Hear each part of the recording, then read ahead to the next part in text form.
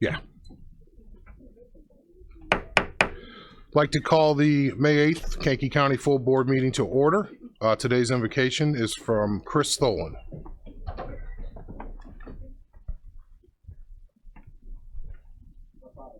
We gather together here today intent on doing good work. We seek to represent fairly and well those who have given us our path. May our efforts be blessed with insight, guided by understanding and wisdom. We seek to serve with respect for all. May our personal faith give us strength to act honestly and well in all manners before us today. Please join me in the Pledge of Allegiance. Pledge allegiance to the flag of the United States of America and to the republic for which it stands, one nation, under God, indivisible, with liberty and justice for all.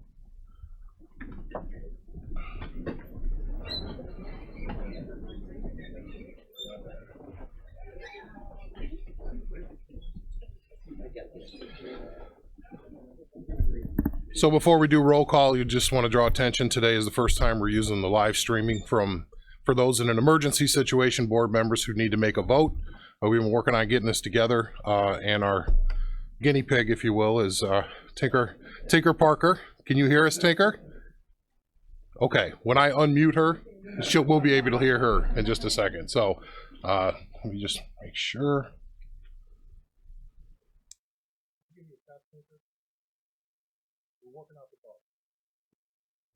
Can you hear me now?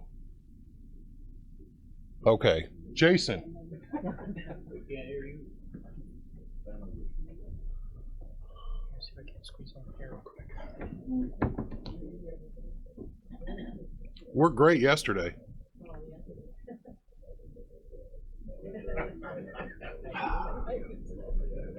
Hey Tinker, can you make sure that your mic on your end isn't muted? You need to make sure your mic on your side is not muted.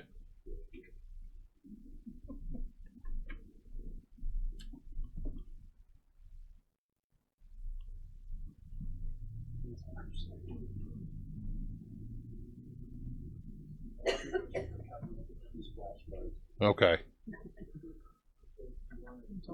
Well, we're going to go ahead and do roll call. We can see that she's here. We'll decide if we can't get her to hear her when it's time to vote, then we'll have to discontinue at that point. So if I could please get a roll call. Mr. Tripp. Present. Mr. Washington. Present. Mr. Legess. Present. Mr. Stauffenberg. Present. Mr. Vickery. Present. Mr. Olthoff. Present. Mr. Hess. Present. Mr. Tholen. Present. Mrs. Polk. Mr. McConnell. Mr. Mulcahy. Present. Mr. Scott. Mr. Snipes. Mr. Byrne. Present. Mr. Seroy. Present. Mr. Lear. Present. Mr. Hildebrand. Mrs. Weber. Present. Mr. Einfeld. Mrs. Peters. Present. Mrs. Evans. Present. Mr. Payton. Present. Mrs. Parker. Okay, I got the wave. Ms. Dunbar. Present. Mr. Ritter. Present. Mr. Kinzinger. Present. Mr. Fairfield. Present. Mr. Wheeler. Present. Under public commentary, we have a few people that want to speak. Just a reminder, we have a total of 15 minutes for public commentary per the rules of the board. That's in concurrence with state law. So those who might want to combine, if there's a lot of people to speak on the same subject, you're welcome to do so. But we have a total of 15 minutes. Total of 15 minutes. I'm going to write down the time. All right, the first one is Connie Ferris from Bonfield. Please step up to the microphone. And I apologize, we can't have any standing in the room outside of that for fire code regulations. So you have to find a seat or stand in the hallway. I apologize for that. That's fire code. I'm going to go ahead and cut this as short as possible to leave everybody time to speak. Mrs. Love could not be here today, but she finally received the information she had requested at that corner of 4,000 North and 9,000 West Road from December 25th, 2005 to January 7th, 2018. There has been 10 car accidents. I do not agree that this special use permit will meet the requirements of the LaSalle Supreme Court case. I'd like to address how solar panels are detrimental to endanger the public health, safety, and general welfare. Solar panels are considered a toxic, hazardous electronic waste. The environmental progress, a Berkeley-based group, found that the solar panels created 300 times more toxic waste per unit of energy than nuclear power plants. We all know that solar power plants contain toxic carcinogens, but I am only going to focus on two that were mentioned. One, crystalline silicon, which contains about 36% lead. The other is calcium telluride. Calcium is one of the 6 top deadliest toxic materials known. So are we worried about these toxic materials getting into our wells, our only source of water for our homes and livestock? The answer is absolutely. I'm just going to go over a few of the things that Mr. Novak and Mr. Verratti testified to on April 16th. The last one being, quote, "The main answer here is that there is no possibility of anything escaping the panel, even in the case of fire or any other disaster that you can possibly imagine," unquote. A quick Google search revealed a couple solar farms damaged by hail and tornadoes. I'll focus on one I remember hearing on the news. Camp Riley in Minnesota, September 7th, 2016. A weak tornado with winds up to 90 miles an hour, classified as an E1, which is the lowest rating, had 25% of the 97 rows of solar panels sustain damage, including twisted, broken racks, broken panels, and damaged wiring. So one of the lowest rated tornadoes leave broken panels shattered on the ground. Add a little rain to that, we now have toxic chemicals leaching into our soil.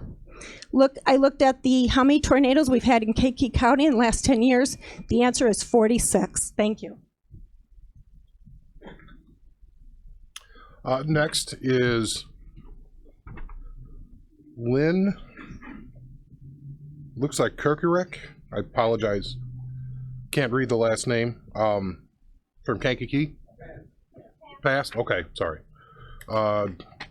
Don Walthier from Urbana, Illinois. Hi, my name is Don Wathier. I'm an engineer with Burns Clancy and Associates Engineers in Urbana, Illinois. I'm here on behalf of the McGillivray Drainage District. The Drainage District Commissioners are concerned about the installation of the solar panels in case 18-14 and 18-15. The solar panels as depicted in the plan are directly over the top of drainage district tile facilities. The solar panel applicant has not provided the drainage district with any indication as to how those drainage district tiles are going to be protected. Furthermore, those drainage district tiles have an existing court-ordered easement, and so the drainage district commissioners have the legal right to require that nothing be placed over the top of those tiles by state law, the Illinois Drainage Code. And so the drainage district commissioners are opposed to the current plan. Now, as a special use permit, obviously you are setting that this is going to be built in that particular fashion as been presented to you. It can't be built in that fashion because that fashion obstructs the tile and potentially damages the tile. And so therefore the drainage district is asking you to withhold approval of this procedure, at the very least table it until these kinds of issues are resolved.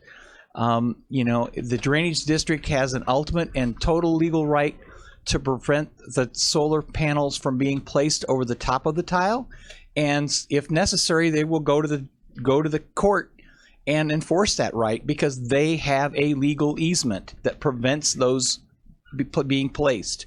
It would be much preferable for this board to simply withhold approval at this time until those issues are resolved.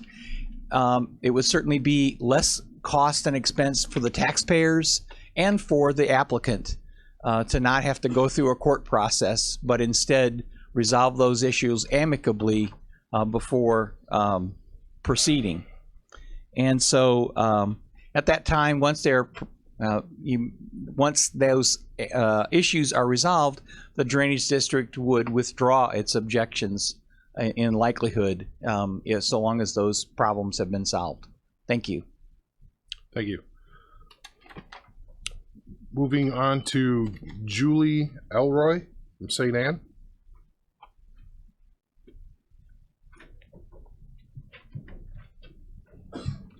The study of visual impacts of utility-scale solar energy facilities by Environmental Science Division of the Argonne National Laboratory, United States Department of the Interior, National Park Service, and Bureau of Land Management.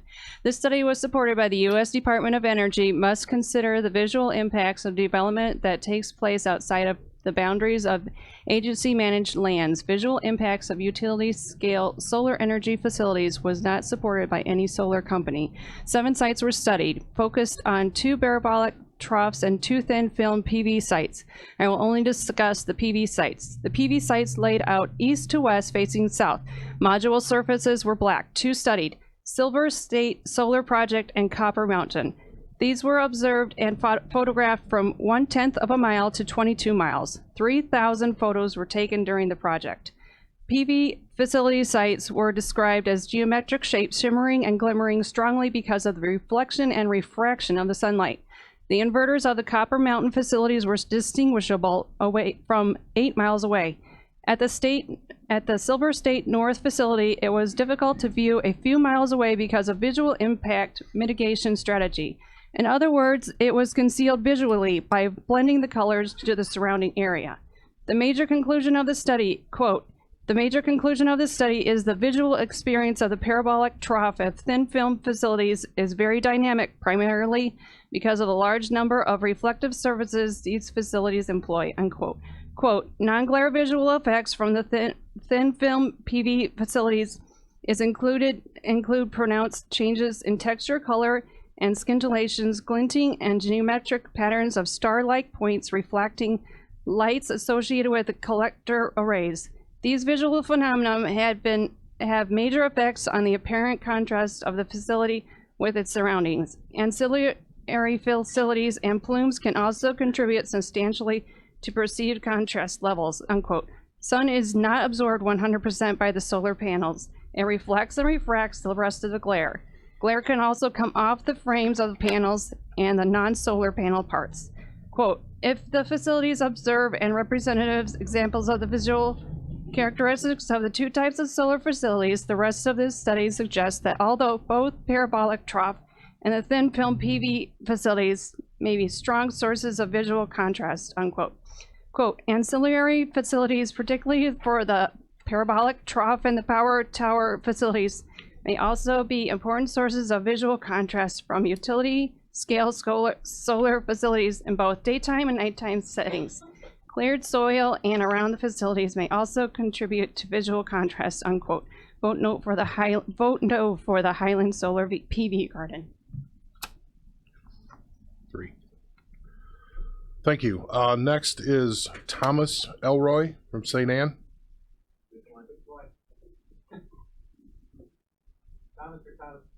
W.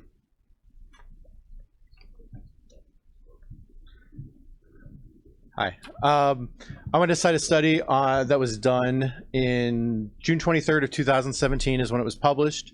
It's the impact of PV installations on downwind particulate matter.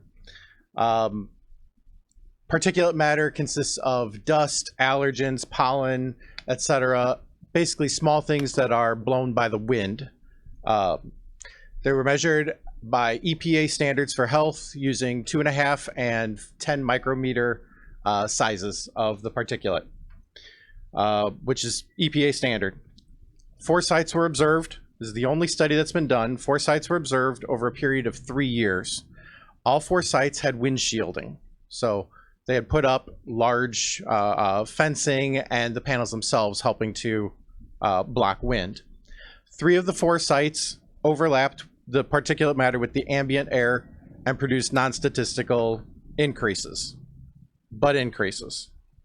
The 4th showed that the smaller particulate matter, which is the 2.5 micrometer, increased by 5.7%, and the larger particulate increased by 2.6% above the 24-hour ambient air quality standards defined by the EPA. It's the first study done on particulate matter on PV farm installations. The study was primarily supported by the National Science Foundation and the Department of Energy. Also, the study of hydrologic response to solar farms conducted by the Department of Civil and Environmental Engineering in University of Maryland, published October 24th, 2011 in the Journal of Hydrologic Engineering, was the first study of the hydrologic impact of PV farms for solar PV farms. Using sensitivity analysis, modeling showed that the solar panels themselves did not have a significant effect on the runoff volume or peak or times to peak of water runoff. However, if the ground cover under the panel is bare or gravel, owing to design or lack of maintenance, the peak discharge may increase significantly with stormwater management needed.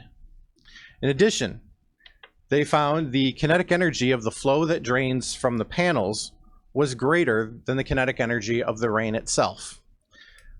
The effect is basically because the rain would naturally fall onto 1 square meter of land, as an example, up the approximate size of a solar panel. The rain falling on 1 meter of land is less energy than that same rain falling onto 1 square meter of paneling, which then runs off and causes erosion. It's essentially the same type of erosion that happens to your house when the water hits your roof and starts making divots along the edge of your house where the water drips off, or in a gutter. It's recommended by the Department of Engineering of University of Maryland, the EPA, and the Department of Natural Resources that grass or other materials be well maintained under the solar panels and to be natural to the land that where it is placed. The erosion also increases the particulate matter available for the wind to blow downwind, as in the first study that I cited, the impact of photovoltaic installations on downwind particle matter. Thank you. Next is Thomas H. Elroy. Thomas H. Elroy. I own Team Software in Bradley, Illinois. We write software that is in use by grain inspectors around the country. About 65 to 75% of the grain that's exported out of the United States is run through my software. I write that on behalf of the United States Department of Agriculture. Hence, I personally have a feel that solar farms are not the best use of agricultural land, that agricultural land should be used for agriculture, and that these types of things should belong more in an industrial park. However, my main concern today is talking about a heat island effect that is created by solar farms. There is a study here on the National Institute of Health government website that is basically, I'll just summarize it here. The panels heat up higher than ambient air temperatures. They actually heat up to about 160 degrees or so Fahrenheit. And the ambient air temperature and the heat have to dissipate. They dissipate into the air and into the ground. Air temperature around a solar farm is around 1.2 to 1.5 times the normal air temperature of the surrounding area. The ground, therefore, will not freeze as well in the wintertime, if at all, and that can create, again, drainage problems in the wintertime. That water will then be running off, trying to hit other areas where it is also not able to go due to snow, etc. This can create potential problems for roads in the area and cause greater erosion. Also, the air for those closest to the solar farm will be warmer, meaning they'll end up having to run their air conditioners more, which will cause them to end up with actual increases in their rates that they have to pay for electricity. Within a certain degree of distance, though, that heat will end up being transported. Since this solar farm is due to our subdivision, is approximately 3/4 of a mile, maybe a little less than that, away from this, that heat will be blowing directly across that solar farm, which will be located south to southwest of us. The wind, as we all know in this area, comes from the south to southwest, blowing to the north-northeast, which will end it straight towards our area and cause us to all increase our electricity rates, which is what a solar farm is supposed to help us reduce. And it will not do so. I urge you to vote no, especially on the solar farm that is located or potentially to be located on Highland Road. Thank you. That's the end of the 15 minutes. We still had 2 people left, so if it's the board's pleasure, I'll let you see, and it's the Menegoo family. Would they like to hear from one of the 2? Second. All those in favor of extending for 5 minutes? Those opposed? All right, Sophia Menegoo? Sophia? Just one of us talked? No, both. You got 5 minutes. All right, I'm gonna make this short and sweet then. My name's Sophia Moneygo. I live on Spruce Lane, located off of Highland Road. We can see that solar farm from my house. We call our county board members. That's what we're supposed to do. When we call our county board members, we were told we didn't have enough facts. Clearly, we have enough facts. Second, this is a very important thing to me. I went to college. I took English too. And in all the books, they talk about the biasological fallacy. A biasological fallacy is when someone wants a specific outcome out of science or research or any kind of paper or essay. Cypress Creek paid Con Resnick to do their study. First, fact, it's a short-term study. We don't know what it does for a very long time. Fact, it was done not here. It was done in Indiana. And fact, when you get on their website, it says, how can we move your business forward? Fact, if you pay someone to give you an answer to something, and they know what answer you want, that's what you're gonna get. I don't know about anybody else. If you went to college and you had to write papers, you told the teacher what they wanted to hear. So for me, you're telling us we don't have enough facts? They don't have enough facts. We sit here, well, we don't know what happens. There's no studies. Well, that's a problem. We don't wanna be your guinea pig. Ironically, my neighborhood has been pretty preserved. We got rid of the dump. They were gonna do something else. We fought that off. It was a good time. And we don't mean to be rude or angry or cause you a big pain in the butt. We just don't want our neighborhood messed up or to be the guinea pig for something we don't know about. Germany is considered a solar failure because they pushed the solar farms onto everybody. And now they're trying to recycle, and they've got a huge debt in just the solar farm area. There's a bunch of solar farm companies, big ones, that have all just claimed bankruptcy. They're subsidized. So it's not really their money, is it? It's my money, my mom's money, it's everybody who pays taxes money. Well, that's ridiculous. Third thing is very important to me because we live a little bit outside of town. It's a little more rural. We have the forest preserve right there.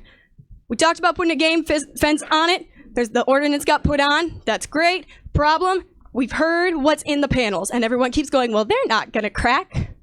Okay, an 8-foot fence, because it has to be an 8-foot fence, with a deer jumping over it, because it's a game fence, is going to break a solar panel. Because if I'm driving 10 miles an hour in my car down Highland Road, and a deer runs out in front of me, my car's totaled and I'm probably in a lot of pain. They're big, they're hard, and they're gonna jump right on top of it. We know because I drive around there. I live there. That's my home. I know our deer patterns. And third thing is, or fourth, whatever number this is, the ordinances don't really have a, what's the word for penalty?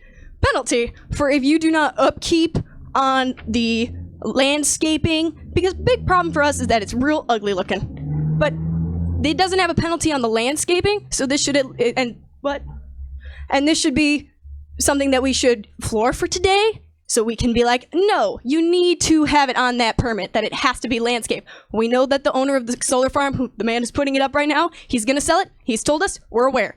If he's gonna sell it, I wanna make sure that the next person who gets it has to abide by the same standards he's agreed to. Thank you. 5 minutes for both of us, or just one? Yes, for both. Dang it, Soph. Sorry. You have 1 minute. Okay, I have 1 minute. Yes. What the heck am I supposed to say in 1 minute? Like Sophia said, we were told we needed facts. When I called everybody, they said facts.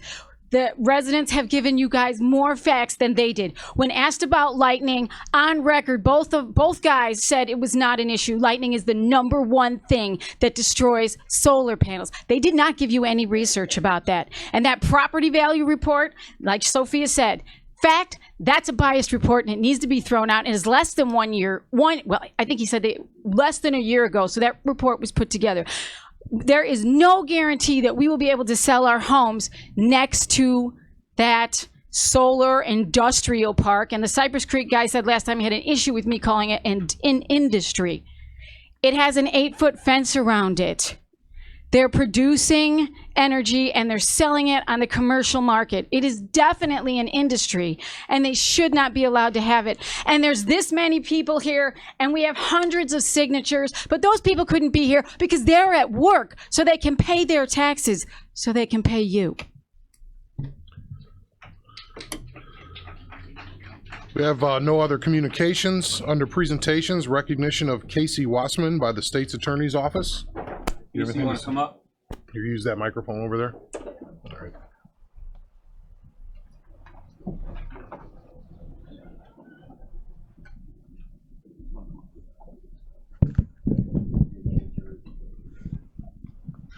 It's great to have an opportunity here today to recognize someone like Casey Wassman. Casey's 13 years old. He's a student at Bourbonnais Upper Grade Center. I'm going to pass around this photo so the board can see. Casey recently organized a clothing drive at his school, specifically to help children who are living at the Harbor House Domestic Violence Shelter. He said his reason for doing that was to make sure that those kids knew somebody in our community cared about them. And I saw that article, and you know, domestic violence is a big problem in our community. Over 300 people last year were charged with domestic violence as a felony, which means they're probably a repeat offender. In every single one of those cases, there is a victim, and unfortunately, oftentimes there's a child that witnesses that abuse. And when those families summon up the courage to flee that home, they do so sometimes without the ability to grab their toys, their clothes, many things they need. And Casey stepped forward and filled that void. So, you know, thanks to Casey and his vision, I can tell you now, the children in that shelter, they know now that someone cares about them, and that's going to make that ordeal a lot less scary for them. So today, on behalf of the State's Attorney's Office, I'd like to present you with what we call our Hero Award. It says, this Hero Award is presented to Casey for undertaking heroic efforts to ensure that juvenile victims of domestic violence have the support and resources that they need to become survivors. Casey has led by example and proven that not all superheroes wear capes, badges, or hats. Some simply commit time and energy into making our community a better place. So thank you, Casey. But also,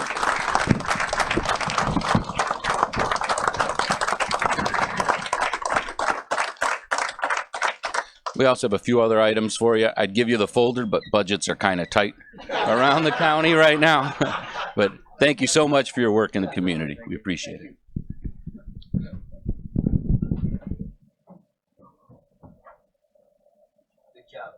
We try another test, Tinker? Yes.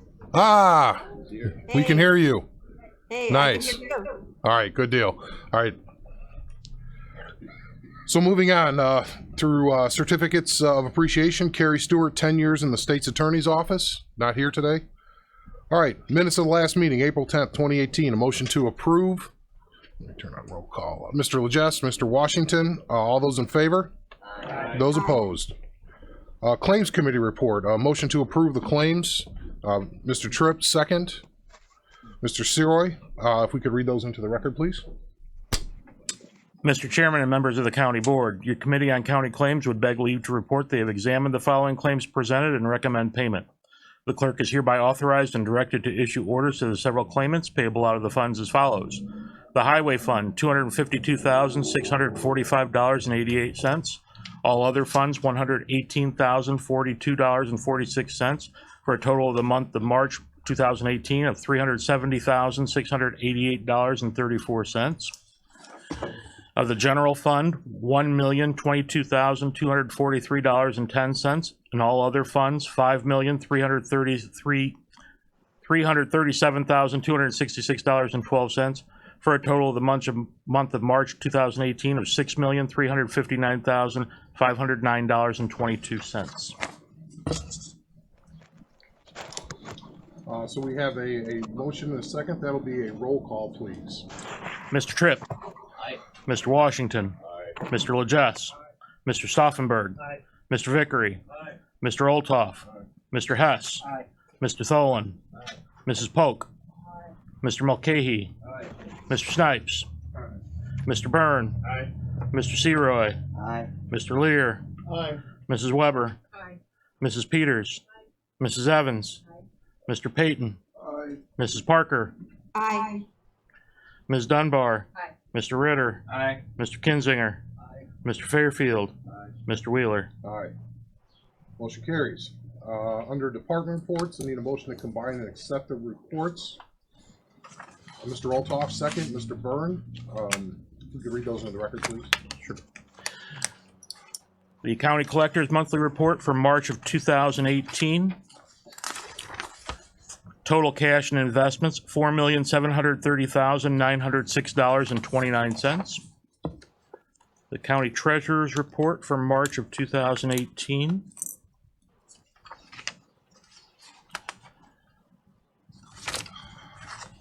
Total and checking amounts in cash, $6,964,908.36.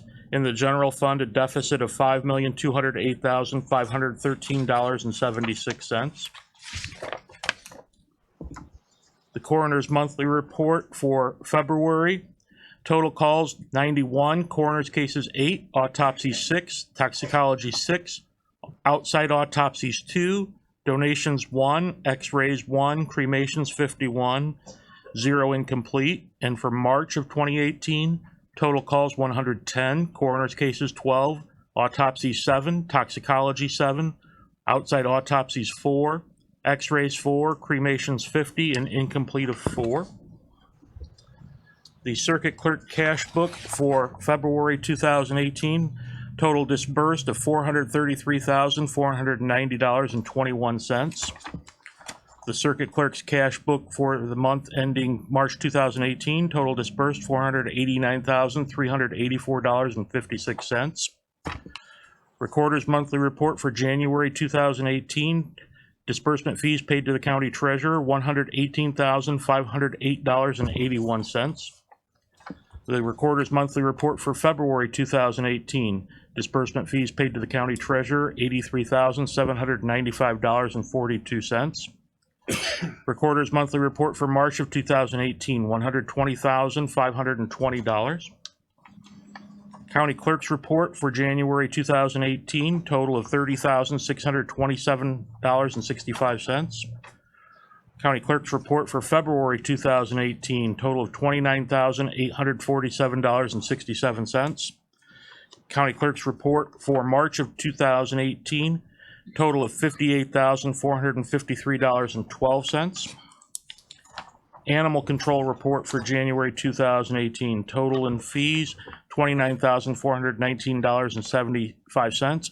In the IPTIP Building Fund, $170.52. Total animals handled, 102. Animal Control Report for February 2018, total fees, $25,218. The IPTIP Building Fund, $160.76. Total animals handled, 48. The Animal Control Monthly Report for March 2018, total fees of $14,031. The IPTIP Building Fund, $192.97. Total animals handled, 48. The Monthly Building Report for March 2018, total permits of 49 and fees of $13,195. Total extra fees of $1,889 for a total of $15,084. The monthly resolution list, total of the county of $14,819.51. Thank you. We have a motion and a second. All those in favor? Aye. Those opposed? Motion carries. Moving on to the committee presentations and resolutions. Is there anything that somebody would like to have removed from the consent agenda? Mr. Snipes? I'd like to move 82, 83, and 84 from the consent agenda. Be voted upon individually. 82, 83, and 84, all three of those are that. All right, any others to be removed? Final time. All right, well, I guess I need a, Mr. Olthoff. ZBA, or let me see, what number, 84. 84 is taken. Okay, sorry. All right. All right. All right, then I need a motion to combine and accept the consent agenda as amended. Ms. Dunbar and Ms. Evans, if I could get that read in. For the roll call. The declaration and disposal of surplus and unwanted equipment for the Kankakee County Sheriff. Resolution and ordinance for the establishment of an altered speed zone on 4500 South Road at 8500 East in St. Anne Road District. An ordinance requiring the parcel identification number and common mailing address on all documents recorded. An ordinance prohibiting the sale of dogs and cats at swap meets. An ordinance restricting the sale of dogs and cats. The reappointment of Steve Cody to the Kankakee County Board of Review. ZBA case 18-12, a request for a variance to section 121-281C, accessory structure location, on a parcel generally located in section 4 of Bourbonnais Township. The petitioner is Homestar Land Trust 920, property owner and applicant. Thank you. We have a motion and a second. I need a roll call vote, please. Mr. Tripp. Aye. Mr. Washington. Aye. Mr. Legess. Aye. Mr. Stauffenberg. Aye. Mr. Vickery. Aye. Mr. Olthoff. Mr. Hess. Aye. Mr. Tholen. Ms. Polk. Mr. Mulcahy. Aye. Mr. Snipes. Aye. Mr. Byrne. Aye. Mr. Seroy. Aye. Mr. Lear. Aye. Mrs. Weber. Mrs. Peters. Mrs. Evans. Mr. Payton. Mrs. Parker. Aye. Ms. Dunbar. Mr. Ritter. Aye. Mr. Kinzinger. Mr. Fairfield. Mr. Wheeler. Aye. Motion carries. Now we're gonna go through 82, 83, and 84, and then we'll probably just move on to 85 as part of this, because I'd already pulled that from the consent. The one thing I will do is, I'm sorry. I turned my mic off or else we get an echo. I apologize for that. We do have some information that we're gonna switch from having Mrs. Parker on the viewing screen to having what is going on with the laptop over here. So if you want to get that going. I can't see it. Is it a blank screen? Okay. You don't want me running. Which one's first? 82?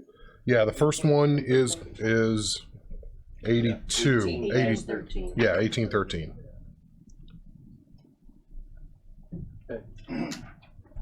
All right, there's 1813. This is a 2 megawatt community solar garden on the property outlined on the map on the screen. It's on 2000 South Road, it's also known as Hamlin Road, right on the outskirts of the city of Kankakee. The solar farm would be built on the western end of the property with about a 300-foot setback from the residence on the eastern portion. This went to the zoning board where they heard all of the testimony and voted 5-0 to recommend approval. Planning and zoning agreed with them and recommends the approval as well. Thanks, Del. I guess I need a motion to approve, and then we'll get into questions. Mr. Byrne, second. Mr. Payton. Mr. Seroy, yes. Thank you, Mr. Chairman. Mr. Skimmerhorn, earlier I heard a comment that these two sites, 1813 and 1814, were on drainage district. 14 and 15. There's 14 and 15. Actually, all three are In a drainage district. but they're different drainage districts. Gotcha. Well, they're all in a drainage district, but are they gonna? Did the PZA look to see if they were going to impede any drainage? Does that committee discuss that? It was discussed at both levels, but drainage issues are generally taken care of during engineering. Right now, what we have is a preliminary site plan. Okay. Which shows the area the developer would like to use. So that can be a far difference from what they'll actually use once the engineering is done. Okay. So you're aware of these issues? Yes. Okay. We actually have a drainage tile map from McGilvery Drainage District on the, it would be the Aleer solar. Thank you, Mr. Skimmerhorn. Appreciate it. Thank you. And I did want to mention, because it is important as we consider these, that there is testimony that was made at ZBA and PZA that are what we use to form an opinion and to inform our votes. You can't consider outside information outside of those two official channels. I know it's difficult. I'm not saying tune it out. You listen to people, but legally, those are there was place and time for that testimony to occur, and these are some of the approval process. But when you're making a decision, it has to be based on one of those 6 criteria that the ZBA looks at, and you have to be able to say, if you say no to one of those, like I vote no because this didn't fulfill that, you have to be able to back that up. And I would say back that up in court, because if it fails, there could be an appeal, and then you have to justify that, which we have seen with other types of zoning cases. So vote what you want. I'm just telling you, you have to be able to say, I voted no because this. Right. It has to be one of those 6 criteria was not met. That's the legal standard that we're held to. And if you have anything to add on that. I was just going to say the testimony at the Zoning Board of Appeals is conducted under oath. Okay. So anybody could be found liable in a criminal sense for perjuring themselves in that testimony. I've heard some things that were concerning, that somebody would produce what their employer told them, or their person who gave them a contract to say, they lose their license and they go to jail.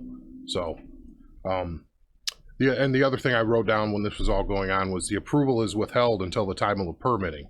So any engineering, as Del said, if there are things to be mitigated, that comes with the engineering plan. This phase is saying this is an appropriate site, and pending the final permit that, and who knows if it'll even happen at that point, because they may not get the energy credits they submitted for. These are just sites that we seem appropriate, and the permit is where all of the other stuff comes in. Yeah, it's not final till the building permit is issued. Right now, what you're looking at, is it possible to have a solar farm at these locations? If it is, then the developer will go back and start all of the investigation and engineering that's required, that will be reviewed by professionals before a building permit is issued. So there's a lot of steps where any one of these sites could still not be built. Thank you. Mr. Ritter, I apologize. Yes. Yeah, are we discussing all of them at this time, or are we taking them one at a time? We have to take them one at a time since they were removed. Okay, so we're only taking questions on 1813 now? Yeah. Okay. In this instance, it's also a rezoning. The property is currently zoned R1 and has been for 50 years. Nobody's ever acted on that zoning. So it's, the zoning board believes that the R1 zoning that it currently has, we cut out up there, I think. Yeah. Is not necessarily the best zoning for the property. So they are requesting to rezone it back to A1 agriculture, which it has historically been used for, and a special use permit for a solar farm. Okay.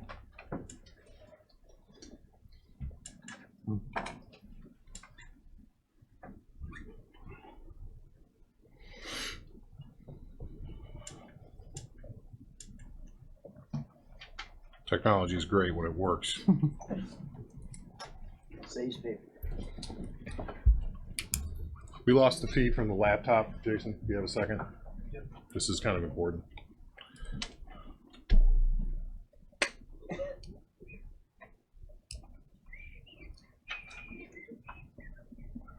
I slid this over here.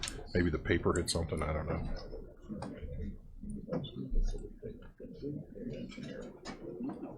There it is. There we go. Yeah, we're good. We're good. Thanks.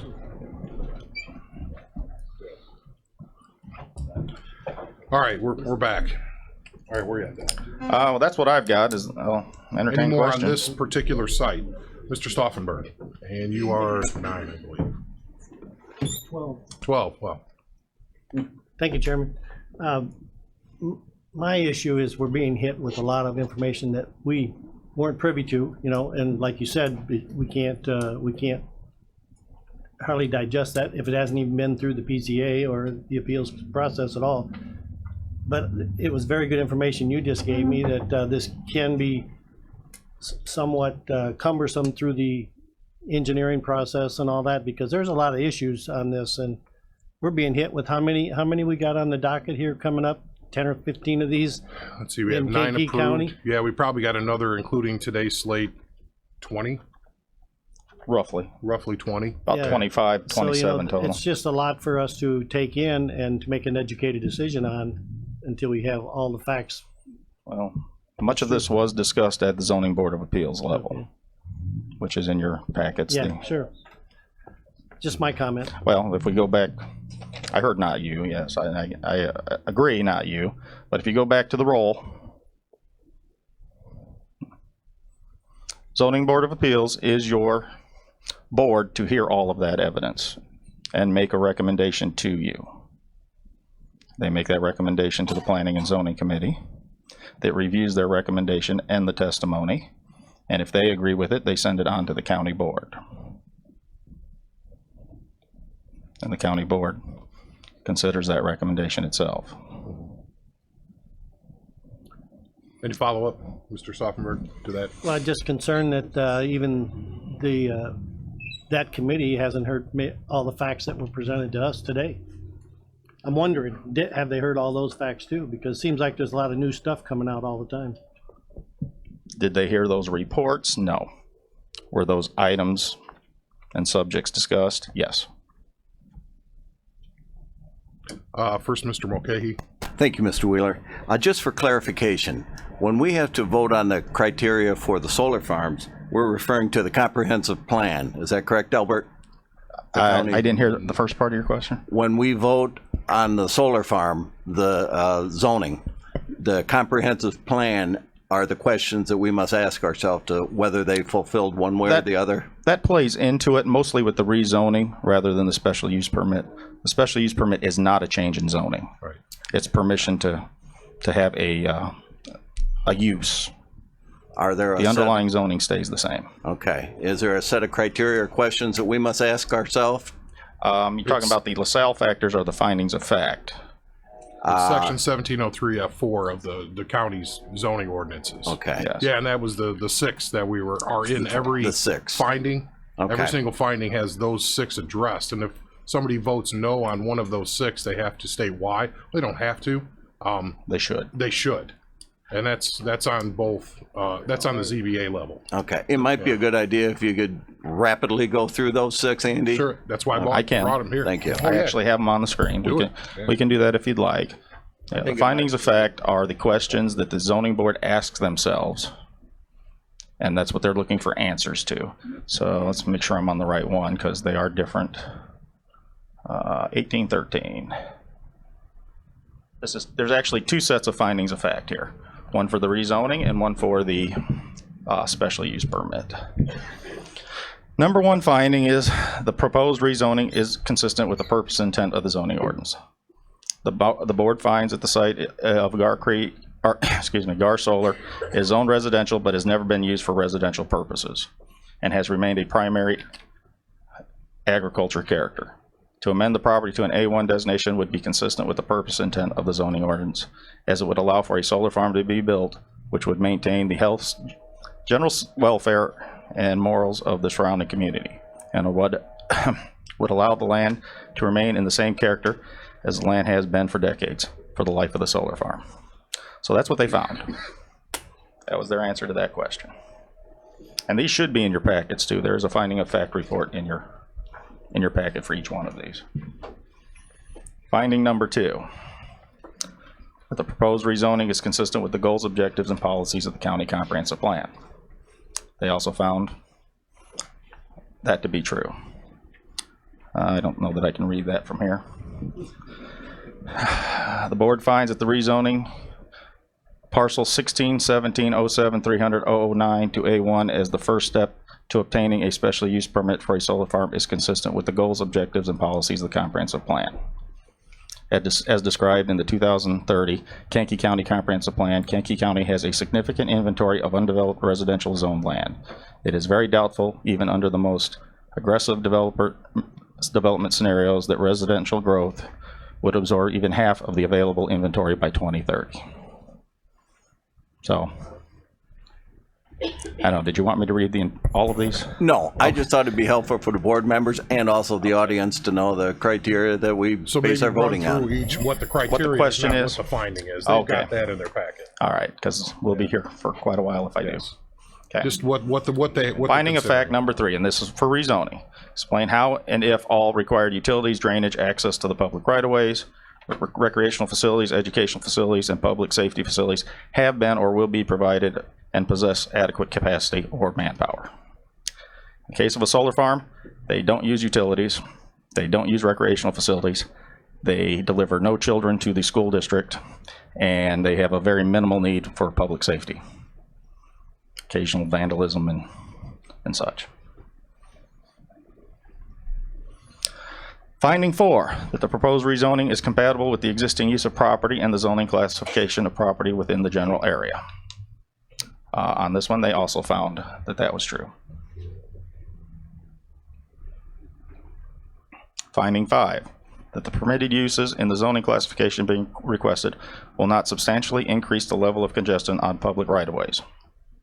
It's been testified to at all of these hearings that the average traffic from the solar farm is about 2 vehicles per quarter. So about 8 vehicles per year. So the zoning board found that it would not affect congestion on the public right-of-way. That the subject property is suitable for the permitted uses under the existing zoning classification. In this instance, they did find that it was suitable for R1 residential, but nobody has acted on it in 50 years, so that still may not be the proper category for that property. Is the subject property suitable for the permitted uses under the proposed zoning classifications? They found that it was. 8. What is the trend of development, if any, in the general area of the property in question, including changes, if any, which have taken place since the day the property in question was placed in its present zoning classification? In this instance, there hasn't been much development in the area. 9 and 10. Is the proposed rezoning amendment within 1.5 miles of a municipality? They found that this is within, well, it's right adjacent to the city of Kankakee. Does the LISA report reflect the suitability of the site for the proposed amendment request and uses allowed therein? They found that to be true also. The LISA score on this one is, don't you know? 184.7, which is in a low category for preservation. And that's the findings for the rezoning. Mr. Kinzinger first. Question of clarification. So we're requesting A1 agricultural and a special use permit. If the solar panels don't happen, has this been zoned to A1 or will it remain R1? No, the rezoning would stand. Okay, very good. And who's next? I'm sorry. Mr. Snipes. Yes, the reason that I took or requested that these 3 come off because I believe it needed more discussion.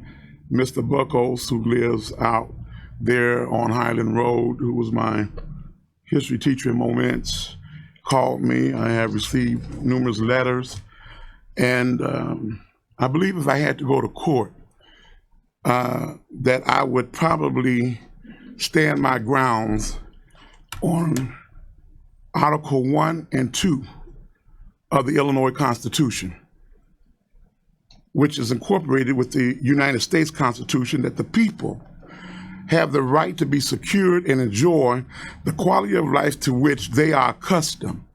Government should not infringe upon that right, upon those liberties, unless it is in the best interest of the people as a whole. And I don't think that this falls up under one of those liberties. Now, I voted for the solar farms where people have no objections.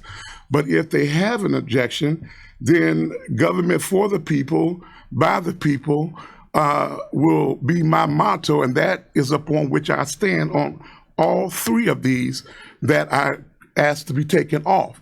So therefore, I'm not going to have a doubt that if someone brings me in a court of law, that I will have any reservations in protecting or standing up for the people. And I don't believe that I will be penalized for doing that, because it is the people that elect me to this office and not the these little subservient laws that may or may not be the case in the future. I'll deal with it in the future when it comes.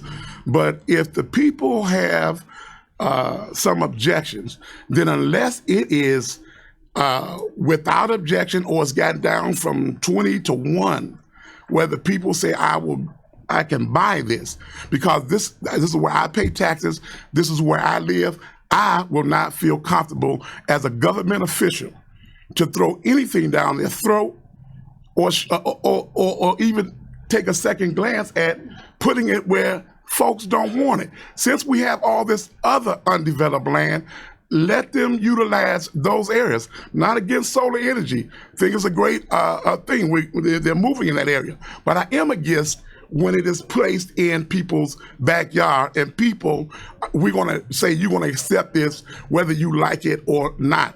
I'm not going to stand by that kind of government. So that is my take upon all three of these. So you don't have to hear me but one other time at the conclusion of the whole matter. Is there any other comment? Any comments, questions for Dell? Mr. Ritter, hold on just a moment, please. So just for clarification, who is requesting that this be rezoned? Who are the requesters? The property owner, which the is people that own the property. So they are wanting to do something with their own property? Correct. Right. You have to consider who the people are. It's a developer and the property owner. Thank you. No more questions? Mr. Olthoff, comments? Thank you, Chairman. Just the point to be reiterated, this engineering has to take place yet. And if there are issues, that would be addressed at the engineering stage. And a permit will not be provided Right. until it passes engineering. Right. That is correct. Exactly. So, any other questions, comments? All right, we have a motion and a second. All those in favor on 82? Those opposed? Roll call vote, please. Mr. Tripp. Aye. Mr. Washington. Aye. Mr. Legess. Switch. Mr. Stauffenberg. Mr. Vickery. Mr. Olthoff. Mr. Hess. Mr. Tholen. Mrs. Polk. Mr. Mulcahy. Mr. Snipes. Mr. Byrne. Mr. Seroy. Mr. Lear. Mrs. Weber. Mrs. Peters. Mrs. Evans. Mr. Payton. Mrs. Parker. Ms. Dunbar. Mr. Ritter. Mr. Kinzinger. Mr. Fairfield. Mr. Wheeler. Aye. Motion passes 19-5. Moving on to ZBA case 8-14. If I could get a motion to waive the reading and accept it as presented. Mr. Seroy, second. Mr. Ritter. If I could just read the title in, that would be helpful, I guess. ZBA case 1814, request for special use permit 121-99.c.34 solar farm in the A1 Agriculture District on a parcel generally situated in section 11 of Salina Township. The property is located at the northeast corner of West 4000 North Road and North 9000 West Road. The petitioners are Robert and Joan Butts, property owners, and Cav Solar Farm, formerly Buttsridge Solar LLC. Cypress Creek Renewables Development LLC is the sole and managing member of Cav Solar LLC. Okay, if we could flip back to presentation on this one.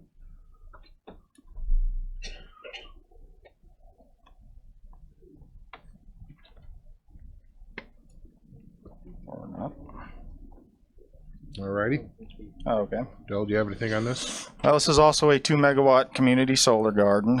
This is located in Salina Township. You can see it on the map up there. It's a 40 acre tract. It does not use the entire 40 acres.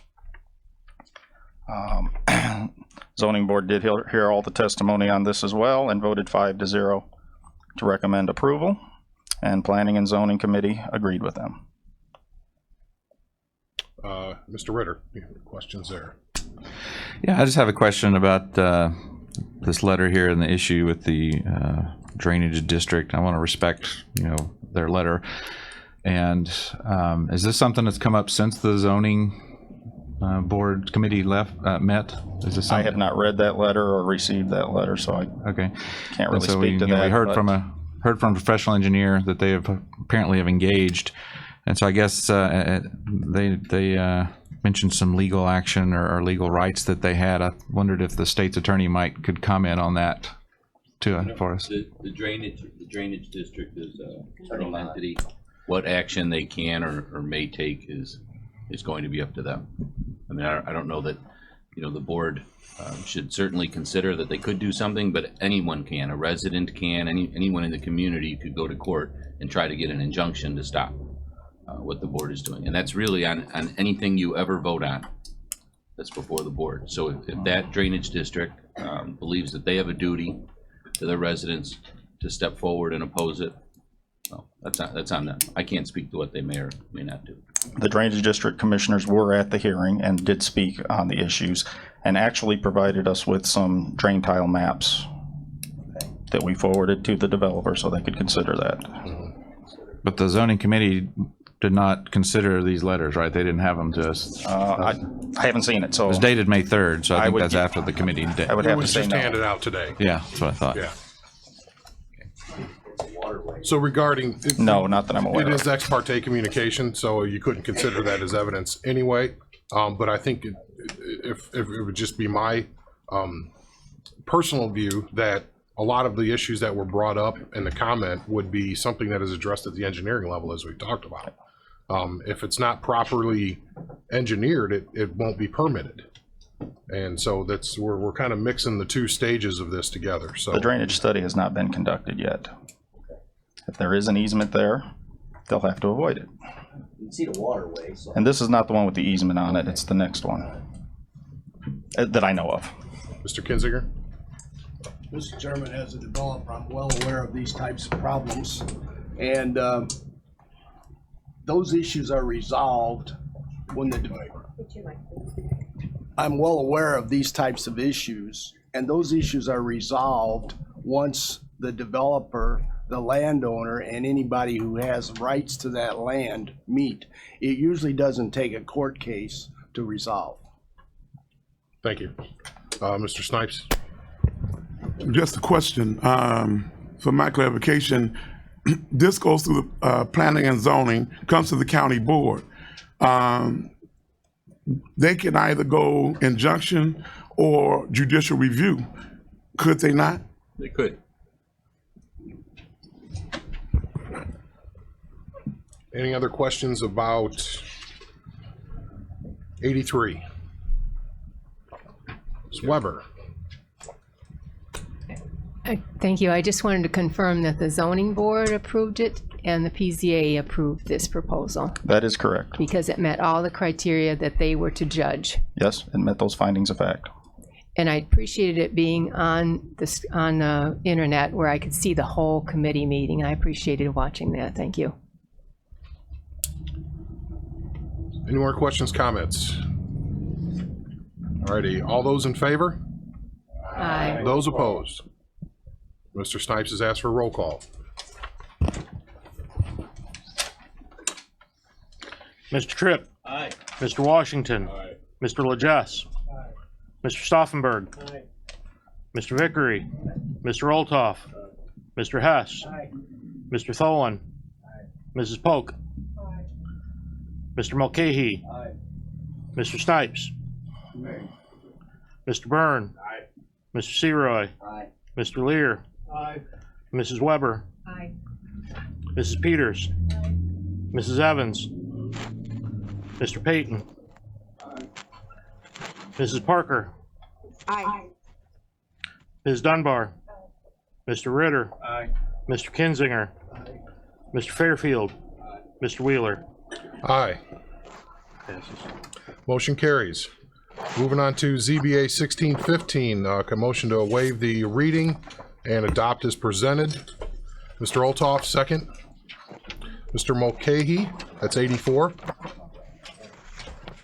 It's 84 in your packet. Just briefly read the title and then we'll go from there.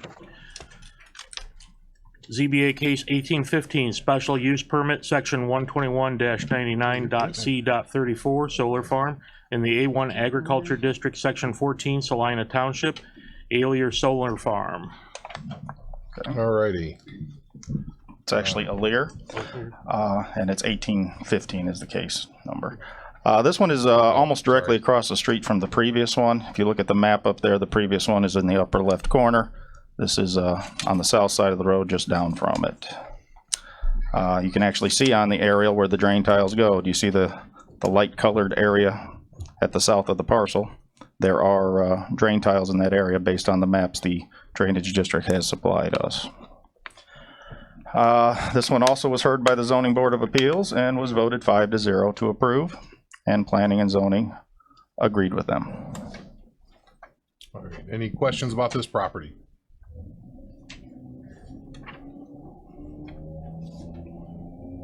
Last time? Alrighty. Roll call, Mr. Snipes? Roll call. Thank you, sir. Mr. Tripp. Aye. Mr. Washington. Mr. Legess. Mr. Stauffenberg. Mr. Vickery. Mr. Olthoff. Mr. Hess. Aye. Mr. Tholen. Mrs. Polk. Mr. Mulcahy. Mr. Snipes. Nay. Mr. Byrne. Mr. Seroy. Mr. Lear. Aye. Mrs. Weber. Aye. Mrs. Peters. Mrs. Evans. Mr. Payton. Nay. Mrs. Parker. Aye. Mrs. Dunbar. Mr. Ritter. Aye. Mr. Kinzinger. Mr. Fairfield. Mr. Wheeler. Aye.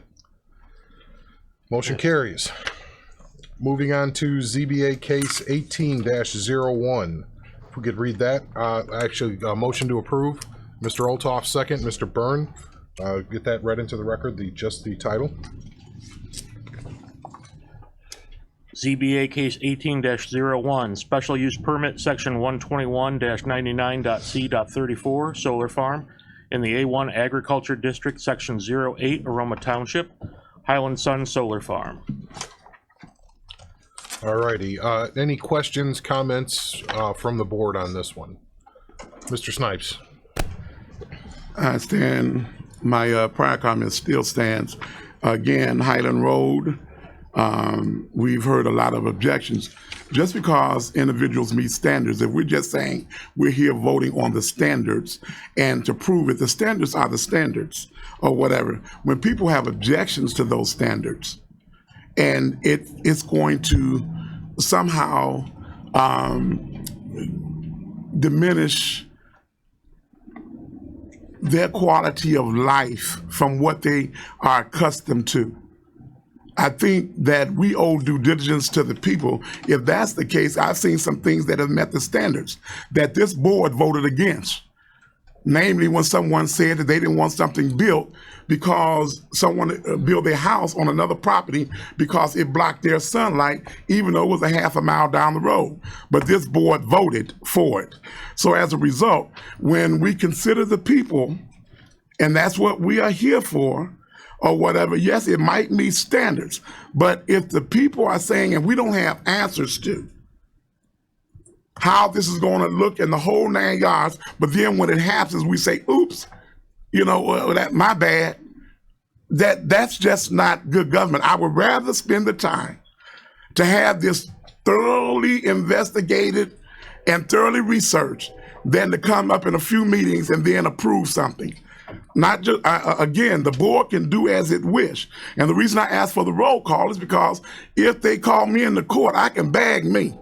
But if they call you in the court, you're going to have to bag you as to why you feel the way you feel and how you did it through your particular judgment. And whatever that attorney is that's going to cross-examine you and say this, that, and the other, will you be able to stand up and say, well, I just did it because it met the requirements, but I didn't consider any other element. And we do have another element to consider.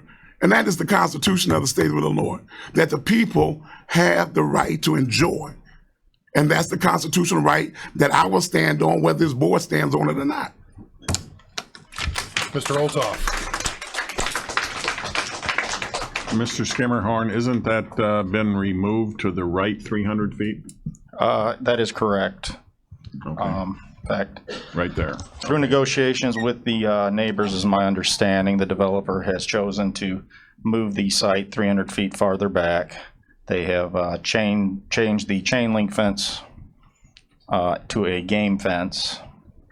They've removed the barbed wire from the fencing, and they've added language into their weed and grass control plan to deal with dead plants and their replacement. And there'll be a tree buffer? Yes. Around the... On the north side and the west side. And I just point out that's a blow sand hill that does not yield any crops. I'm sorry, could you speak up? Mr. Altoff, I didn't hear you. I'd like to point out that's a blow sand hill that does not yield any crops. In fact, even though it's planted every year. There's a picture of what the fence would look like.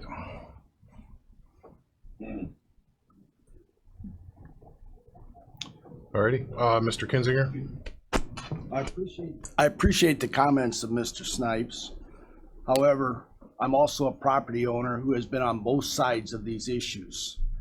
And the one thing that I'm not hearing are the rights of the property owner. They are making a decision what is the best and highest use for that property and trying to be consistent with the laws of the county and be good neighbors. Thank you. Yes, according to the zoning board's recommendation, they have met our standards. Any other comments, questions? Mr. Stauffenberg? Thank you, Chairman. Delbert, is there any reason why they wouldn't locate this at totally at the other end of the field to avoid all of? I didn't ask them that. I don't know. I know that area has a LISA score of 151.4, which is really poor agricultural land. And we farmed right next to it too, and I know what Bill's talking about. There's a lot of sand out there, but I just wondered why we wouldn't move it to the back and avoid all the commentary. It's the better soil, I know, because it's black.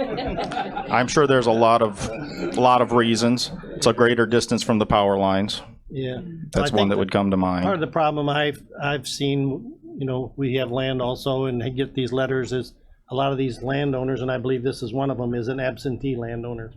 He doesn't live around here, so could care less. It's big money that these people are offering. He is still a landowner, still has the rights of a landowner. That's true. Mr. Snipes? I understand that this is going to be leased, so I did consider the property owner, but this is a leasing opportunity, not what I consider to be the best use of a property. The next thing that I consider is that I've been a farmer, however, ever since I've grown up. I understand that some like John Deere's, other like Internationals, I drive whatever gets the job done, but I prefer Internationals. If the land was sand to me or whatever, I would turn around and say that's a great opportunity, because with the flooding that happens in Kankakee and the surrounding neighborhoods, we got sands that fill sandbags. But when you put this up or whatever, again, aesthetically, it's just not going to look right.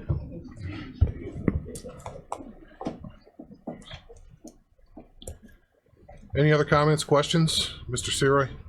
Thank you, Mr. Chairman. Mrs. Parker and myself attended a town hall meeting that the developer put on, and the developer is willing to work with the community, but it seems that the community is not willing to work with the developer.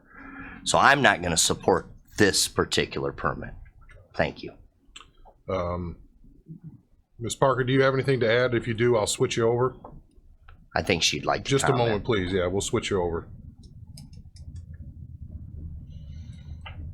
While we tinker with this for a second. Hold on just a sec. See what I did there?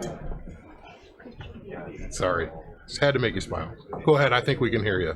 Okay. Yes, Mr. Roy and I attended the meetings and met with the local residents, and they are not in support of this. And I totally agree that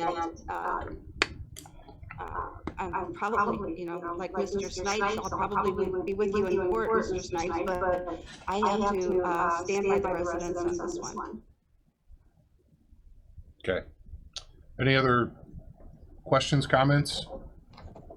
We will then move to a roll call vote, please. Mr. Tripp? No. Mr. Washington? Mr. Legess? Mr. Stauffenberg? Mr. Vickery? Mr. Olthoff? Are we approving? Yeah, this is yeah, we're approving, or yes, we're. Mr. Hess? Mr. Tholen? Mrs. Polk?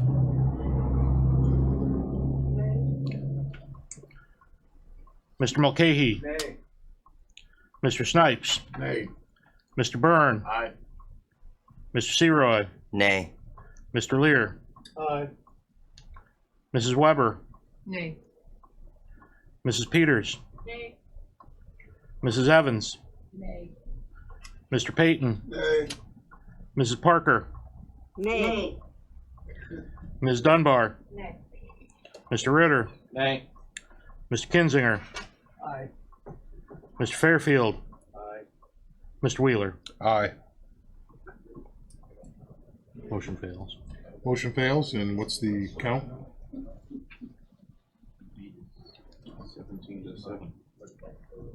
17-7. 7 to 17. Motion fails.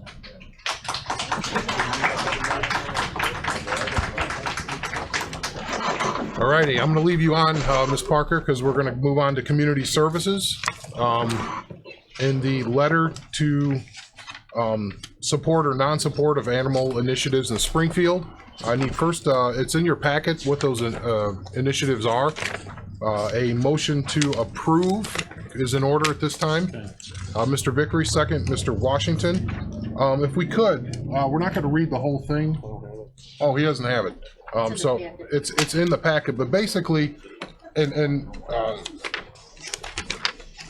Mrs. Parker is chairman of this committee, but beyond the two resolutions that were in the consent agenda, one, the sales of cats and dogs at the swap meets and other regulations regarding animals. This is the third product of our new Kankakee County Animal Welfare Commission. That's a public-private partnership between the county board, some vets, and some other people that work with the shelters in the area through the citizenry. So we, and Mrs. Parker could explain a little bit more, but this was the product of that. And when we had some bills that are in Springfield be presented to us at the community services meeting, Julie Boudreau brought those in. It was appropriate for us to send that back to our advisory committee because that's why we set this up. Do we support these bills or do we not? This is not something that we are going to take any action on here locally. It's do we support or not as been recommended by the advisory committee and then sent back through the community services committee. So we're not taking any action. I'm not writing a letter. We're going to have animal control on behalf of the citizens and the vets that have contributed to this discussion. So I guess if there is any question about this, but it's a, and there's one of the supporters right behind Tinker right there. Do you need a motion? Yeah, we'll expand public comment if there's public meowing going on, but. Do you need a motion, Andy? Yeah, we would need a motion to approve. Mr. Seroy, a second. Ms. Dunbar. So is there any questions about any of those initiatives? I think Julie's here. Mrs. Parker can answer anything. All those in favor? Aye. Those opposed? All right, motion carries. Moving on to highway and buildings. Need a motion to approve and waive the reading of the resolutions. I have to read each one separately, so I'll do one at a time. Mr. Legess, second. Mr. Olthoff. Yeah, I apologize. We have to do each one separate. Can't combine them. Yeah. So you just want me to read the Just read. bidder and the amount? Yeah, the bidder and the amount. Okay. Whereas on April 12th, 2018, bids were received and opened in the Committee on Public Highways and Buildings of the Kankakee County Board met to consider the bids for the public highway improvements now coming under the jurisdiction of the Kankakee County Board.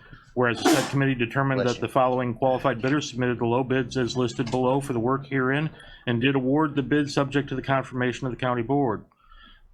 Whereas the said committee recommends confirmation of the awards of the contracts be as follows. Grasso Construction for job section 18-000-00-GM supplement 2, $475,726.35.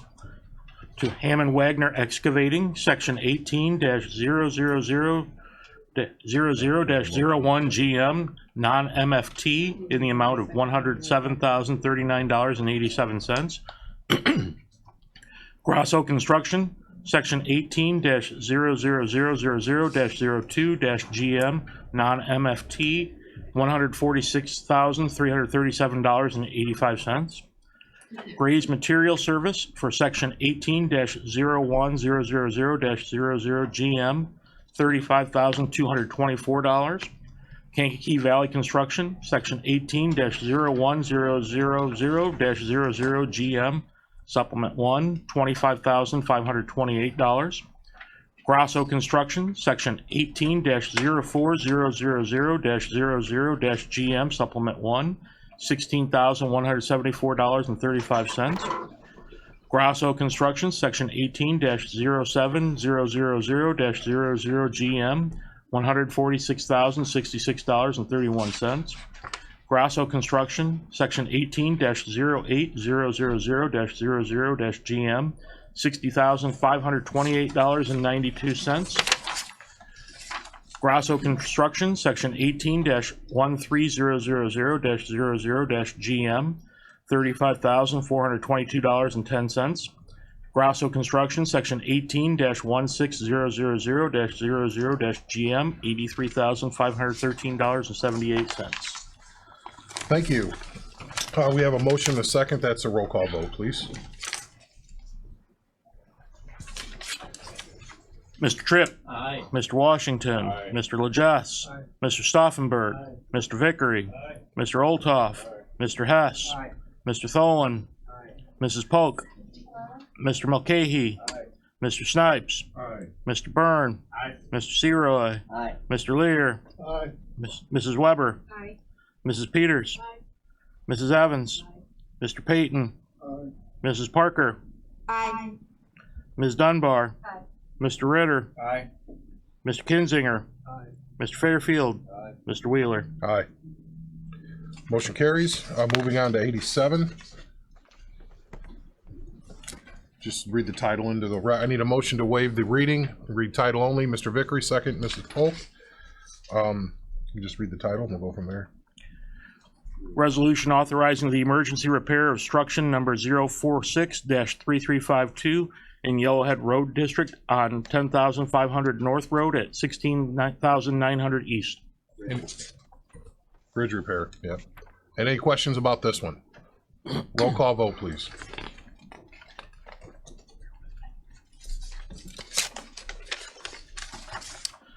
Mr. Tripp. Aye. Mr. Washington. Aye. Mr. LaJess. Mr. Stauffenberg. Aye. Mr. Vickery. Aye. Mr. Olthoff. Mr. Hess. Aye.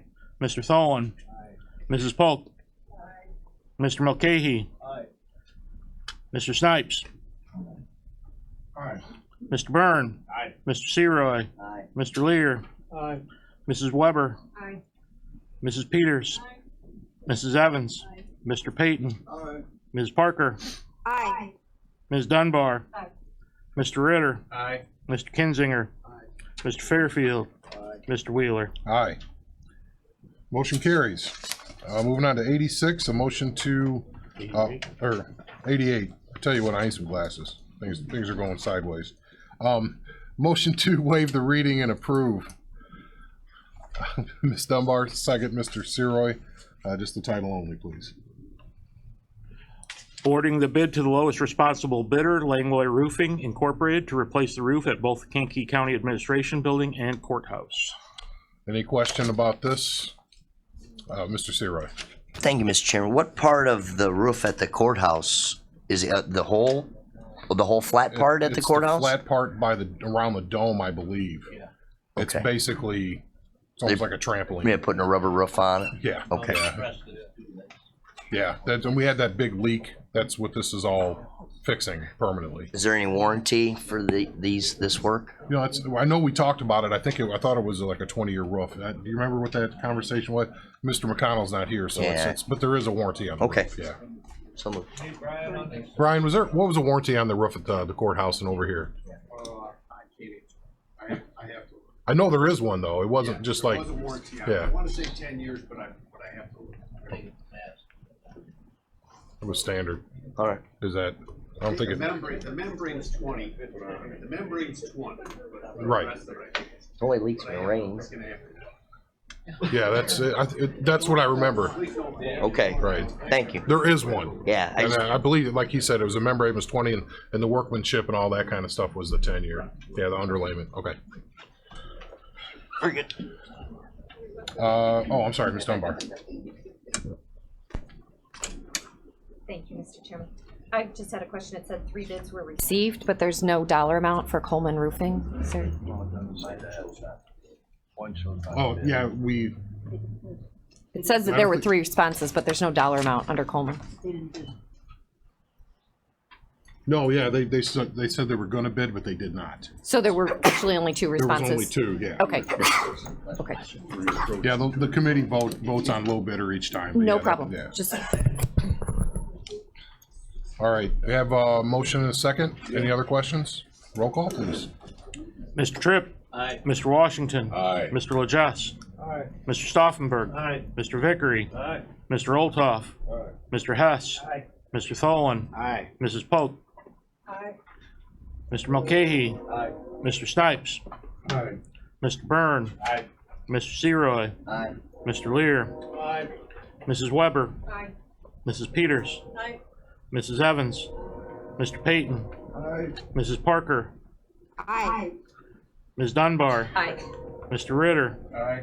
Mr. Kinzinger? Aye. Mr. Fairfield? Aye. Mr. Wheeler? Aye. Motion carries. Moving on to finance. Number 89, setting the per diem for county board members. Motion to approve. Mr. Tholen, second. Mrs. Evans, if we could read the title into the record. Setting the per diem for county board members elected in 2018. There's no change there. Is there any questions, comments, any of that? All righty, roll call vote. Mr. Tripp? Aye. Mr. Washington? Aye. Mr. Lejas? Aye. Mr. Stauffenberg? Aye. Mr. Vickery? Aye. Mr. Olthoff? Mr. Hess? Aye. Mr. Tholen? Aye. Mrs. Pope? Aye. Mr. Mulcahy? Aye. Mr. Snipes? Aye. Mr. Byrne? Aye. Mr. Seroy? Aye. Mr. Lear? Aye. Mrs. Weber? Aye. Mrs. Peters? Aye. Mrs. Evans? Mr. Payton? Aye. Mrs. Parker? Aye. Ms. Dunbar? Aye. Mr. Ritter? Aye. Mr. Kinzinger? Aye. Mr. Fairfield? Mr. Wheeler? Aye, motion carries. Number 90, setting the salary for the board chairman and liquor commissioner. Motion to waive the reading and approve. Mr. Vickery, second. Mr. Stauffenberg. Any questions about that one? Mr. Stauffenberg. No question, just a comment. I noticed this is a reduction. Yes, sir. 12,000 a year. Admirable for you, I'm sorry. which is admirable. Well, thank you. We're not passing the collection hat around. Yeah. Oh, yeah. That's not part of the motion. Yeah. No, it's what we did is I wanted to make it money neutral to, instead of just hiring a HR director upon the retirement of the previous one, was to hire an administrator to help all departments and cover HR. Sure. And in order to make that balance out in the general fund, it would have taken that 12,000. I just thought it should be noted. Thank you. Any other questions? All righty, roll call vote, please. Mr. Tripp? Aye. Mr. Washington? Aye. Mr. Lejas? Aye. Mr. Stauffenberg? Aye. Mr. Vickery? Aye. Mr. Olthoff? Mr. Hess? Aye. Mr. Tholen? Aye. Mrs. Pope? Aye. Mr. Mulcahy? Aye. Mr. Snipes? Aye. Mr. Byrne? Aye. Mr. Seroy? Aye. Mr. Lear? Aye. Mrs. Weber? Aye. Mrs. Peters? Aye. Mrs. Evans? Mr. Payton? Aye. Mrs. Parker? Aye. Ms. Dunbar? Aye. Mr. Ritter? Aye. Mr. Kinzinger? Aye. Mr. Fairfield? Aye. Mr. Wheeler? Aye. Motion carries. Just to answer a question, it's 20 years on the membrane, and then 2 on workmanship, that kind of stuff. Okay, just wanted, I got the 2 and 2, like Chuck Woolery, I got that in the back there. So moving on to 91, setting the salary for the sheriff of Kankakee County, a motion to waive the reading and approve. Mr. Mulcahy, second. Mr. Byrne.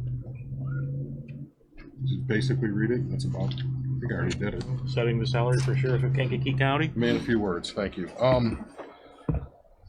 So as just so everybody knows, as we've worked with our labor partners, which you'll see a couple of contracts coming up here, the basic increases have been 2%, and we hadn't increased the offices for the elected department heads in years, and it had been, I don't know, what, 09 maybe?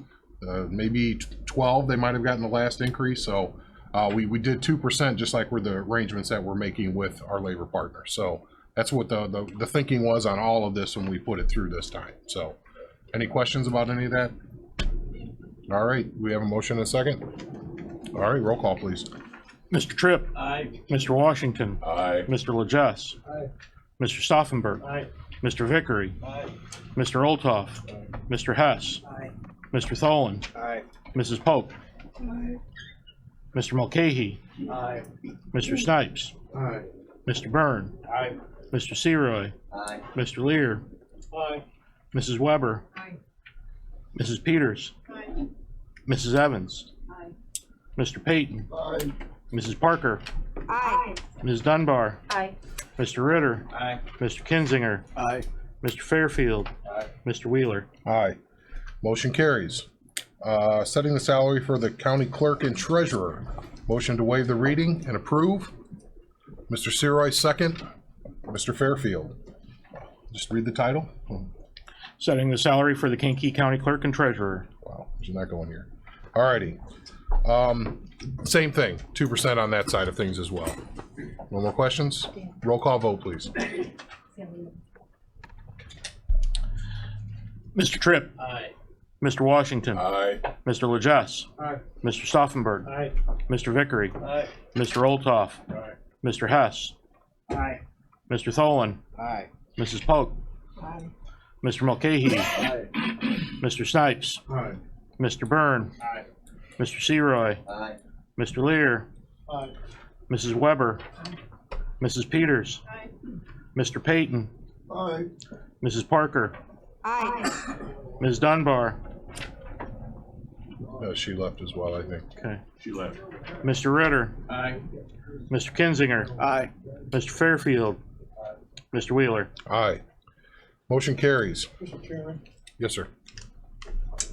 I think it would be useful to help in terms of both the sheriff, county clerk, and the treasurer. Yeah. That 2% is on the Four-year term. first year, and the next 3 years. Closing them out. And I apologize, I hit the wrong mic button. It is just a one-time 2%, and then it's frozen the rest of the term. So it's not 2% each year, just for clarity. Thank you, sir. Appreciate that. Moving on. The writing off of the revolving loan to Pembroke Township. Need a motion to waive the reading and approve. Mr. Washington, second. Mr. Payton. Is there any questions about this one? I'll just mention, in our audit, it has been brought back to us. This is the last outstanding thing hanging out there on the now defunct revolving loan fund. In order for us to completely close the books on that, and we have to do that for this audit, we have to get this off of the books. This is the one that was here a year ago that some board members, I think it failed. They wanted, I thought we could collect it. Oh, please, go ahead, Mr. Rowe. Yeah, I don't know if it was so much that there was a belief that it could be collected. It was to ensure that it had been properly spent. The reason for that, what we couldn't talk about at the time, was that the Attorney General was looking into all of the grant funds that had been sent to Pembroke. And there is litigation in our courthouse over a large amount of funds that had been sent to the township, but this is not included in those funds. So the board can... We can move on at this point? Yeah. Right. You may remember the collateral is no longer even with the township, and so we have absolutely no recourse. And even if it was there, it's not worth the money it would take to put it in a truck and take it to the dump. Because it's 10, 12 years old. Even if it was in good condition, it's not usable. Does that make sense? Couldn't get 10 cents at a garage sale. So that's why I appreciate that if we can close that, unless there's any other questions. Because then we have to do that to close out our books. Alrighty, that's a roll call vote, please. Mr. Tripp. Reluctantly, aye. Mr. Washington. Aye. Mr. Legess. Mr. Stauffenberg. Mr. Vickery. Mr. Olthoff. Mr. Hess. Mr. Tholen. Mrs. Polk. Mr. Mulcahy. Mr. Snipes. Aye. Mr. Byrne. Mr. Seroy. Mr. Lear. Aye. Mrs. Weber. Mrs. Peters. Mr. Payton. Aye. Mrs. Parker. Aye. Mr. Ritter. Aye. Mr. Kinzinger. Mr. Fairfield. Mr. Wheeler. Aye. Motion carries. Moving on, approval of the FOP corrections contract. Motion to approve, waive the reading. Mr. Mulcahy, Mr. Vickery with the second. If we could just read the title of the resolution. Authorizing the county board chairman to sign a collective bargaining agreement between the county of Kankakee and Illinois Fraternal Order of Police, FOP, Labor Council on behalf of Kankakee County Corrections Officers and Civilians Bargaining Unit. Alrighty, we have emailed these contracts to everybody, so they hopefully would have had plenty of time to look through it. I believe this is 6 of, if we get through both of these, it'll be 6 agreements we've done in 6 months, which is historical for this county. I don't think it's ever happened. Mr. Tripp's been here a minute, and he could probably tell you that this has really probably never happened where we've done this kind of thing and really worked together with our labor partners. Mr. Jesse, you probably has some comment there. Yeah, I'd just like to thank our outstanding negotiating team. Who are they? Great tell. That was myself. Yeah. No, myself, Mike Mulcahy, and Jim Vickery, and especially like to commend the bargaining units because without their help we couldn't have done this, and they worked very hard and very agreeable with us to get it done, and they understood what our plan is to get ourselves out of the hole and where we're headed. So I appreciate their help too. Sure.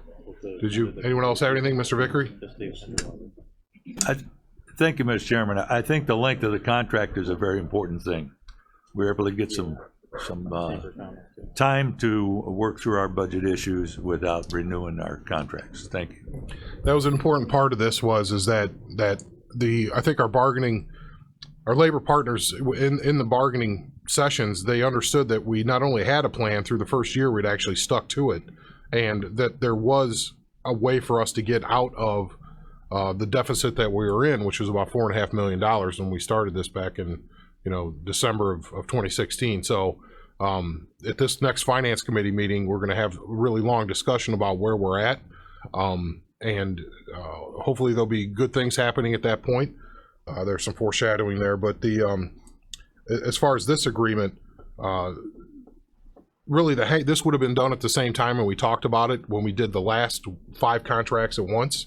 But there was some language in there. It wasn't the finances; it was more the work condition language that took this amount of time. So between the 2 agreements, we're done, and we're done for, I believe, 4 years, and sometimes 5 years. I think we're back here with the lieutenants. We start again negotiating in 3 years. So again, that's not the way we've done things. Usually, we're paying back pay for 2 or 3 years, and then we're already negotiating something that we're 2 years behind on.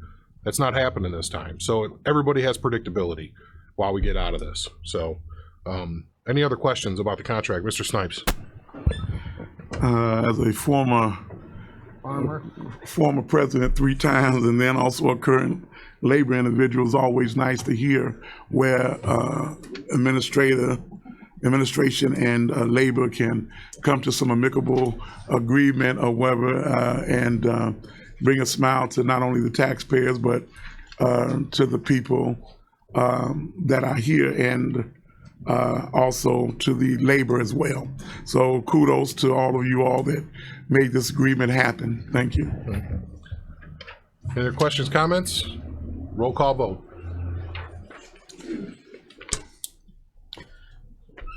Mr. Tripp. Aye. Mr. Washington. Aye. Mr. LaJess. Mr. Vickery. Aye. Mr. Olthoff. Aye. Mr. Hess. Aye. Mr. Tholen. Aye. Mrs. Polk. Aye. Mr. Mulcahy. Aye.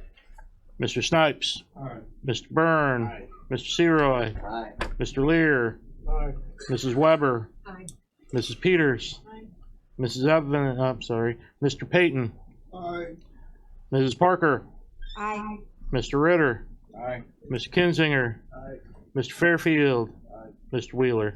Aye. Motion carries. Moving on to 96, authorizing, or 95, excuse me, I checked that already.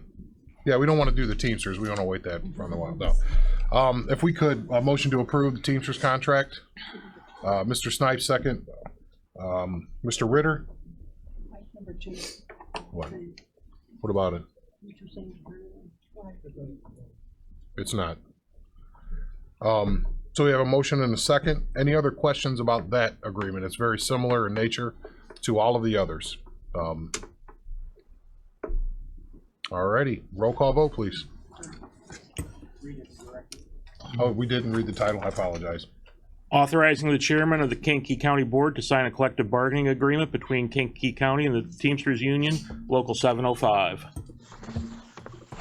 Mr. Tripp. Aye. Mr. Washington. Mr. Lejas. Mr. Vickery. Mr. Olthoff. Mr. Hess. Mr. Tholen. Mrs. Polk. Mr. Mulcahy. Mr. Snipes. Mr. Byrne. Mr. Seroy. Mr. Lear. Mrs. Weber. Mrs. Peters. Mr. Payton. Mrs. Parker. Aye. Mr. Ritter. Mr. Kinzinger. Mr. Fairfield. Mr. Wheeler. Aye. Motion carries. Moving on to 96, motion to waive the reading. Mr. Olthoff, second. Anyone? Mr. Washington, if you could just read the title in, please. Authorizing the Kankakee County Sheriff to sign an agreement with Accurate Controls Incorporated to upgrade to door computer software at the Jerome Combs Detention Center. All righty, we have a motion and a second. That was something discussed in finance. Did anyone have any questions, comment about that? Roll call vote, please. Mr. Tripp. Aye. Mr. Washington. Mr. Lejas. Mr. Vickery. Mr. Olthoff. Mr. Hess. Mr. Tholen. Mrs. Polk. Mr. Mulcahy. Mr. Snipes. Mr. Byrne. Mr. Seroy. Mr. Lear. Mrs. Weber. Mrs. Peters. Mr. Payton. Mrs. Parker. Mrs. Parker? Aye. Okay. Lost audio. Mr. Ritter. Mr. Kinzinger. Mr. Fairfield. Mr. Wheeler. Aye. Motion carries. Other business, one opening for all of these, the Kankakee County Regional Planning Commission, Board of Examiners and Appeals, Manteno Drainage District number 3, Manteno Drainage District number 9, Wilcan Regional Development Authority, 2 openings on the Essex Township Fire Protection District, and also on the Kankakee County Board of Health. Those are both doctor positions. Before we go into old and new, I want to remind everybody that criminal justice is canceled. There was nothing on the agenda, so we decided to save the taxpayers an exorbitant amount of money. Yeah, $70 per member. Hey, it's $1,000, you know. So anything helps. Yes, sir, Mr. Lear. I would think you'd want to note that we will be receiving the monthly reports at the executive committee from those departments. Correct. Yep. And so any old business? Tinker, did you have something for old business? No, I was waiting for new business. Okay. Motion to adjourn? No, I'm just kidding. Any new business? Hey, I just want to say thank you to Jason and Kevin for setting this up. It's high tech, being able to vote from home and get the meetings from home. They did a great job. Thank you so much, Chairman, for allowing this to happen. I think that this is a step in the right direction for some of us. Well, yeah, and it's just so we know, Tinker had ankle surgery. We're already on the way going towards this for Dr. Polk. So because of her, inability to make the meetings, we thought that, we needed to get to this place. It just so happened that this was the meeting. So there is gonna, if we have, and it is just for the full board, by the way. So we are doing this so people can vote at the full board. Committee meetings are non-binding, but it is, people can watch those videos. The full board is where we will do this, so you can come and put your vote in. We all do it? Huh? Well, if you have any mobility issues or you break a leg, yeah, we got your back. I'm sorry. Who do I go to first? Mr. Byrne? Oh, Mr. Byrne? Yeah, new business. Seeing that criminal justice is canceled, I just wanted to down with our correctional staff and make sure the corrections team do a phenomenal job and to be acknowledged. Yeah, they do. That's a pretty thankless job out there. People don't realize the conditions they work in. So, Mr. Mulcahy. Just a question on the video conferencing. Does it have to be video? I mean, it can't just be audio over a cell phone or just. It's tough because what if 3 people want to do audio over the phone? Yeah. This is the only way I can get everybody on one channel. Just curious. That makes sense to me. I was just kind of curious. And you can do video off your phone. So most people can. Well, you got to get rid of the flip phone, Mike. Come on. You got the big box phone. That's Mr. Legess has that. So I'm sorry. Yeah, we did audio for one of our trustees in Bradley when they were not able to make the meeting. And the other thing is, in my recent illness, I was not afforded the same opportunity as Tinker. So I just want you to know that I'll be suing for my per diem. Hiring Mr. Snipes to represent.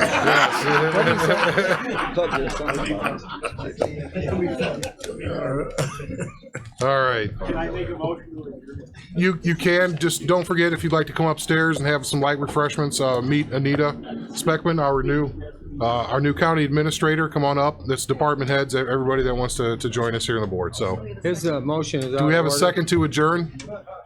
All right, we have motion and a second. All those in favor? I make one smart. Sorry, that'll be in the deposition, Mr. Legess. You can object at that point. Meeting adjourned. Thank you.